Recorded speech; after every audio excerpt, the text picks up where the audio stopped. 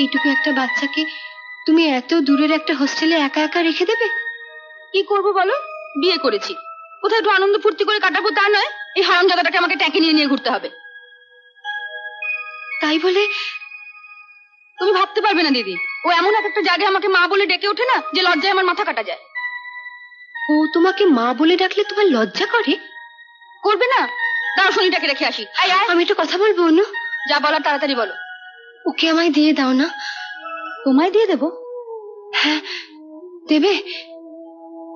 ওকে কাঁধ থেকে নামাতে পারলে তুমি বেঁচে যেতাম, কিন্তু তোমাকে দেওয়া মানে তো এ বাড়িতেই থেকে যাবে।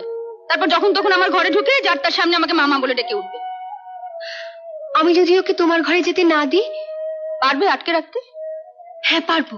ও আর কোনোদিন তোমাকে লোকের সামনে মা ডেকে অপদস্থ করবে না। দাঁড়াও, তোমার ঠাকুরপোকে একবার বলে দেখি।